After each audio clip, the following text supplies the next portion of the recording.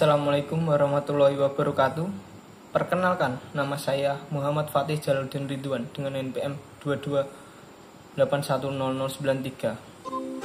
Dan ada juga teman-teman saya, Christian Raga Saputra dengan NPM 22810074. Dan juga ada Doni Wardianto dengan NPM 22810107. Dan juga ada Anastiko Aditya dengan NPM 24810074. Di sini kami akan menjelaskan sedikit tentang materi dengan tema perubahan dan inovasi organisasi.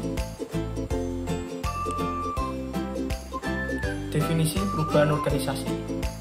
Perubahan organisasi adalah suatu proses terencana atau tidak terencana yang bertujuan untuk memodifikasi atau menyesuaikan berbagai elemen penting dalam organisasi dengan maksud utama meningkatkan efektivitas, efisiensi, dan daya saing organisasi di tengah dinamika lingkungan yang terus berubah. Konsep inovasi dalam organisasi. Inovasi adalah proses penerapan ide-ide baru yang orisinal dan bermanfaat secara nyata untuk menciptakan nilai tambah yang signifikan bagi individu, organisasi, maupun masyarakat.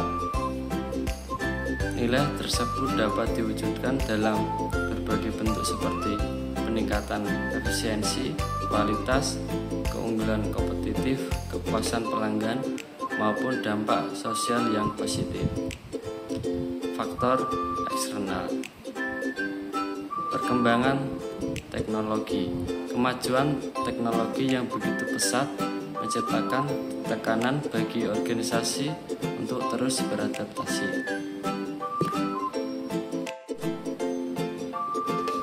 Faktor penghambat dan eksternal. Yang pertama, hambatan internal. Faktor internal merupakan hambatan yang berasal dari dalam tubuh organisasi sendiri. Salah satu hambatan yang paling umum adalah resistensi dari karyawan. Yang kedua, hambatan eksternal. Faktor eksternal berasal dari lingkungan di luar organisasi.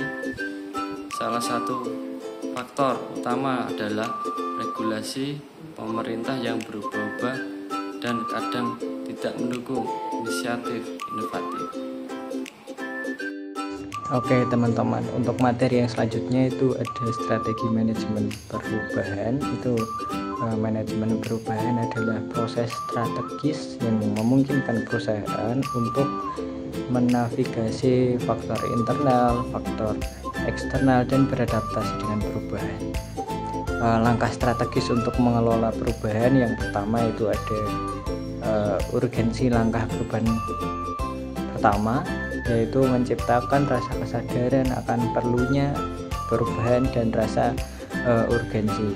Yang kedua itu ada pembentukan koalisi para pemimpin organisasi, harus membentuk kelompok manajer atau orang yang berpengaruh yang mendukung perubahan.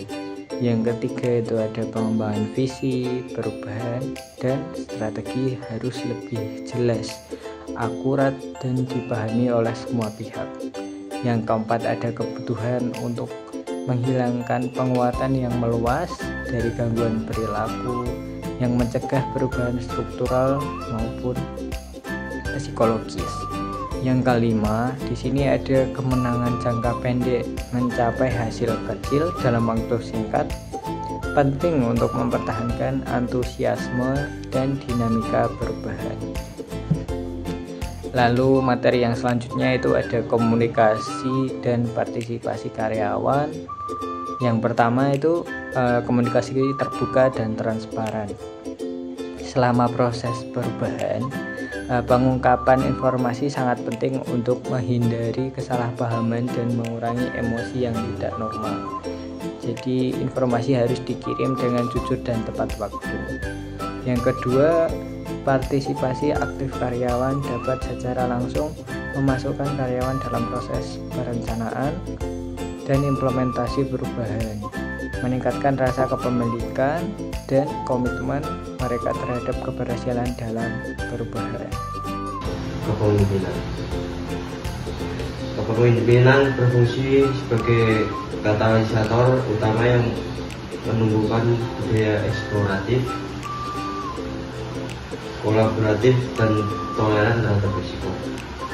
Pemimpin yang visioner dan transformasional mendorong terciptanya lingkungan kerja yang terbuka terhadap ide-ide baru serta eksperimen. Menghargai setiap upaya inovatif yang muncul, termasuk ketika ide tersebut sepenuhnya berhasil. Pemimpin yang efektif juga mampu membangun kepercayaan di antara anggota tim, menciptakan komunikasi dua arah yang terbuka, dan memberikan ruang bagi setiap individu kontribusi secara kreatif. Mereka tidak hanya fokus pada hasil akhir, tetapi juga pada proses pembelajaran dan pengembangan kapasitas individu dalam organisasi. Dengan kepemimpinan yang inklusif dan adaptif, organisasi dapat lebih siap menghadapi perubahan dan memanfaatkan peluang yang muncul dalam lingkungan yang dinamis. Demikian penjelasan dari saya. Kurang lebihnya mohon maaf. Wassalamualaikum warahmatullahi wabarakatuh.